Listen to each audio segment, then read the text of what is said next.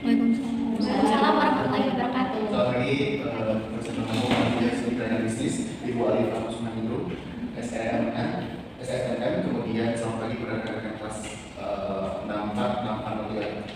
63. Perkenalkan kami dari kelas 1 yang bernama saya Asep Purwadi dengan bintang 422 Saya Karisma Dewiasita dengan angka 425 Di sini kami akan mempresentasikan hasil dari proyek kami, yaitu meneliti studi pelayanan bisnis pada UMKM Cilincing dan Pengacet di Negeri Sari, Tangerang. Nah, di dalam studi pelayanan bisnis ini kami meneliti dari 5 aspek. Yang pertama itu ada aspek teknik, kemudian teknologi, hukum, ekonomi, dan lingkungan.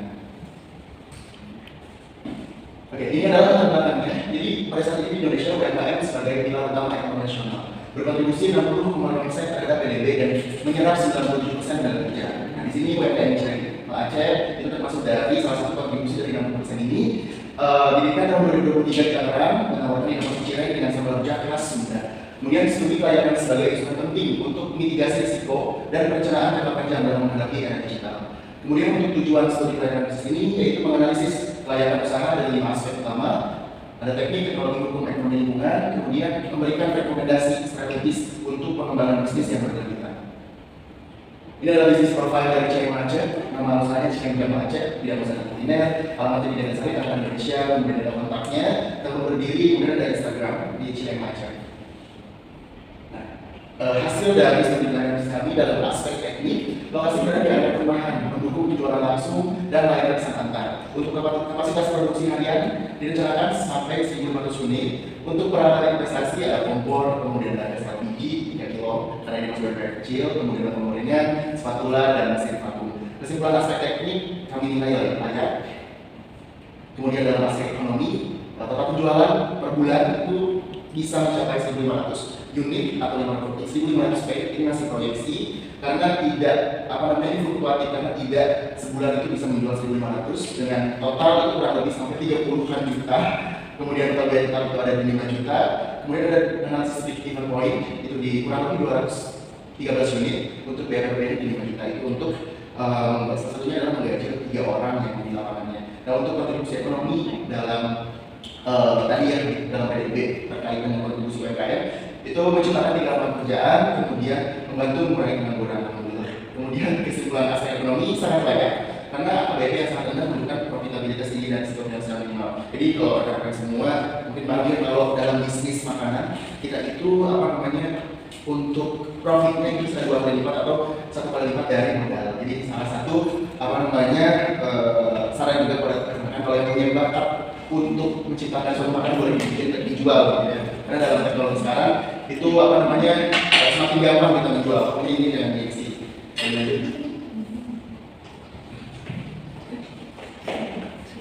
Selanjutnya ada aspek teknologi yang dimana penggunaan untuk teknologi pada bisnis itu udah sangat tepat. Pemasarannya menggunakan promosi, menggunakan sosial media seperti Instagram dan TikTok. Lalu transaksinya menggunakan transaksi online seperti layanan pesan antar atau platform online yang dimana bisnis itu menggunakan Shopee. Lalu produksinya menggunakan mesin vakum untuk memperpanjang daya tahan produk dan meningkatkan efisiensi pengemasan. Yang dimana disimpulkan kalau bisnis ini teknologinya itu layak. Selanjutnya ada aspek hukum yang dimana fokus analisis ini berfokus pada menilai legalitas dan kepatuhan usaha terhadap peraturan yang berlaku. Bisnis ini sudah memiliki nomor induk usaha atau NIB yang dimana untuk menjamin legalitas izin usaha. Selanjutnya ada pemenuhan PIRT atau pangan industri rumah tangga, ini belum ada atau masih proses. Lalu dapat disimpulkan untuk aspek hukumnya ini layak tapi masih bersyarat karena bergantung pada penyelesaian PIRT-nya. Selanjutnya ada aspek lingkungan yang berfokus pada dampak kegiatan usaha terhadap lingkungan sekitar, yang dimana pengemasannya ini menggunakan in-wall food container. Lalu pengolahan limbahnya belum terdapat prosedur baku untuk penanganan limbahnya karena sisa aliran minyak jelantah dan limbah padatnya belum ada penanganannya, yang dimana limbah-limbah ini berpotensi mencemari lingkungan. Kesimpulannya untuk aspek lingkungan ini masih butuh perbaikan. Selanjutnya ada analisis SWOT. Yang pertama itu ada strength atau kekuatan, di mana produknya itu unik dan inovatif serta cocok dengan selera lokal, yaitu pedas, gurih, praktis dan mudah dinikmati. dan juga kemampuan mereka yang baik. Tapi dia juga punya weakness atau kelemahan di mana daya tariknya ini masih terbatas, permintaannya juga masih musiman yang dimana nggak tentu. Persaingan dari produk yang serupa juga rentan terhadap kerusakan bahan-bahan. Selanjutnya ada opportunities, yaitu peluang yang dimana ekspansi pasarnya ini masih di luar area lokal, variasi produknya masih menjangkau audiens yang variasi produk untuk menjangkau audiens yang lebih luas, kolaborasi dengan bisnis lokal dan partisipasi dalam acara festival. Terakhir ada risk atau ancaman di mana berpotensi masalah kesehatan terkait bahan yang tidak segar, perubahan preferensi konsumen, fluktuasi ekonomi dan harga bahan, serta tantangan regulasi terkait keamanan pangan dan izin usaha. Terus selanjutnya ada kesimpulan dan saran di mana kami menyimpulkan UMKM Kira yang sudah mengalami ini secara keseluruhan layak untuk dijalankan dan dikembangkan dengan catatan perbaikan pada aspek hukum dan lingkungan. Lalu ada saran dari kami di mana penguatan legalitas, yaitu prioritas utamanya menyelesaikan proses pengajuan PDRT-nya, lalu penerapan standar lingkungan yang dimana SOP pengolahan limbah khususnya untuk media data dan itu dengan bekerjasama dengan pengukur untuk mendaur ulang. Yang ketiga, mengoptimalisasikan kapasitas yang berfokus pada peningkatan volume penjualan hingga mendekati kapasitasnya maksimal 1000 unit dengan pemanfaatan keseimbangan dan media sosial.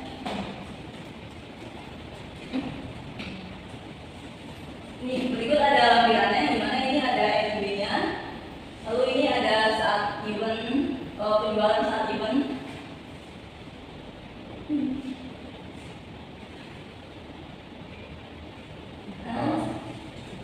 Cukup untuk presentasi dari kami. Kalau ada bisa. Ya, silakan. Misalnya satu grup, satu perwakilan, tunjukkan ini ya, judulnya.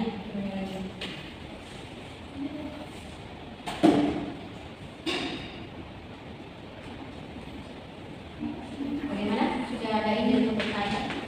Atau kalau saya mulai dulu, itu kalian harus mencapai berapa pack atau berapa rupiah kayak gitu ya? Yang tadi coba dijelaskan lagi. Tadi sekilas kan udah ya, udah dijelaskan. Nanti saya ingin detailnya dulu, harus mencapai berapa pack atau berapa rupiah biar apa ya, kita mencapai keuntungan dan bisa bagi-bagi ke karyawan tadi. Bisa dijelaskan ada berapa karyawan, mereka per bulan atau per apa digajinya, atau per misalnya kalau ada orderan aja mereka digaji, berarti harus ada orderan segini nih baru bisa gajian. Coba detailnya seperti apa untuk masalah untuk yang lain silakan ya. Kalau sudah ada ide silakan dikeluarkan. Mungkin bisa dari online kita kamu dulu dari tenaga.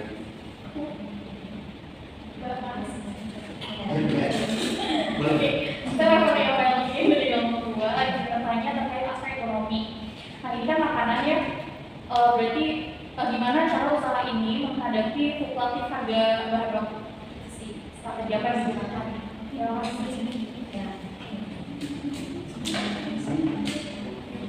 ini sejak tahun berapa?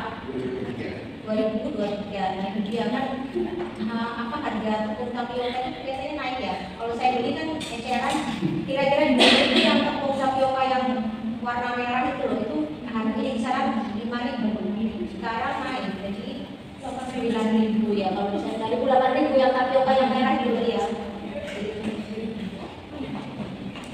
Apa kalian juga menaikkan harga yang ini atau bagaimana? Ini tapi apa bukan kecil atau bagaimana? Ya, izin bertanya, bagaimana proses produksi sirup yang dari awal yang disajikan dan keunggulan dari produk sirup panas itu apa ya?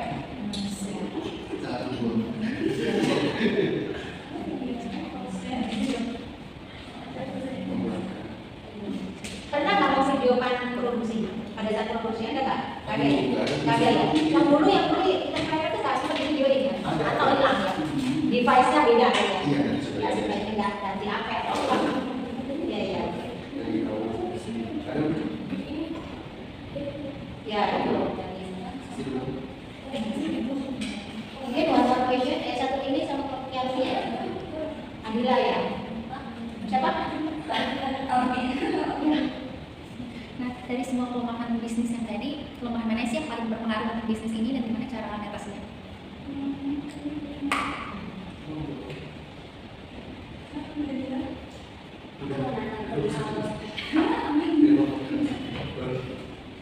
Itu kan siaran itu kan dari aksi ya, biasa kan bisa kontras gitu. Atau kayak gimana cara biar si aliran segala budaya itu bisa konsisten gitu loh. Sampai kan yang mereka pelanggar sekarang kan jadi ketagihan terus gitu.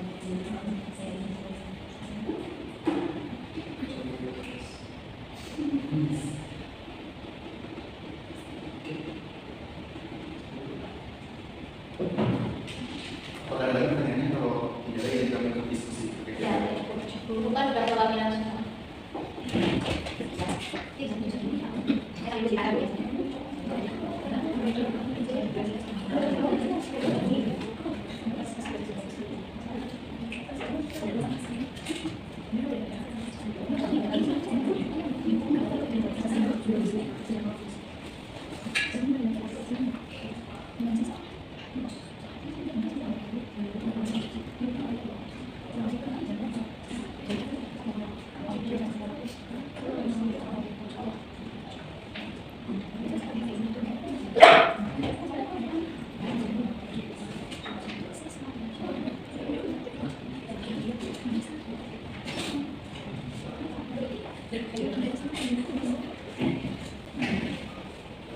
Oke, izin jawab karena pertanyaan dari sisi terdahulu. Jadi terkait aspek ekonomi, jadi untuk informasi teman kami menggunakan yang rata-rata tidak dari brand Indonesia.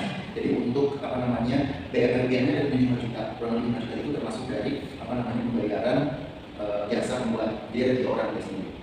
Jadi secara musiman, kalau untuk saat ini untuk pemasangan yang dalam skala kecil itu masih produksi secara sendiri. Nah, tapi ini data aspek ekonomi yang yang canggih di sini pada saat event ya alhamdulillah kemarin ada 1.500 specs kayak gitu banyak kebetulan, jadi kurang lebih sekitar dari 30 juta ini modalnya 50 juta, kurang lebih 50 juta betul, kurang lebih ya.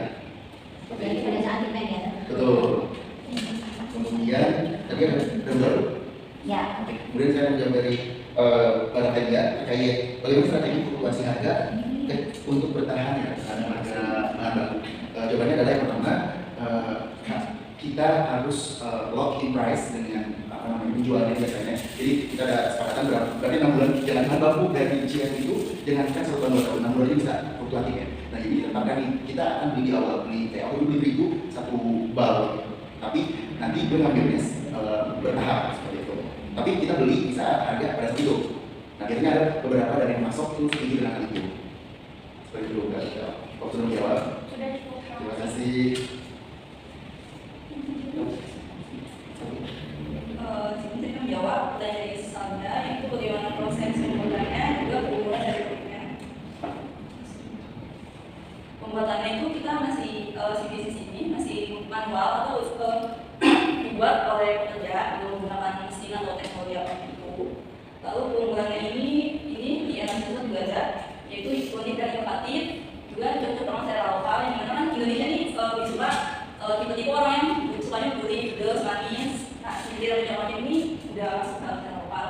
Terus praktis dan mudah dinikmati kan gampang ya sembilan, jadi tinggal dimasukin ke tempat makan atau dimanapun, jadi bisa dinikmati di tempat kerja, lagi main atau lagi kegiatan apa gitu. Maksudnya itu keunggulan dari rasanya itu apa? Keunggulan dari Rasa cirengnya. Oke. Ini tambahkan ya. Keunggulan rasa cirengnya. Jadi dari setiap gigitan itu dari setiap cirengnya itu kita mempunyai bumbu khas dalam. Jadi boleh dibandingkan dengan cireng abang-abang atau cireng yang lainnya ketika jika ada rasa taste of garlic di situ bawang putih boleh di karena tadi kita juga bawa kesannya. Terima kasih. Terima kasih Ustaz ya. dari bahannya itu kelemahan yang paling berpengaruh. Di sini kelemahan dari bisnis cirengnya itu persaingan dari produk yang serupa.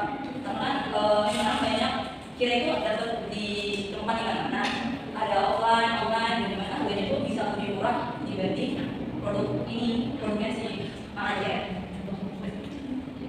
Dan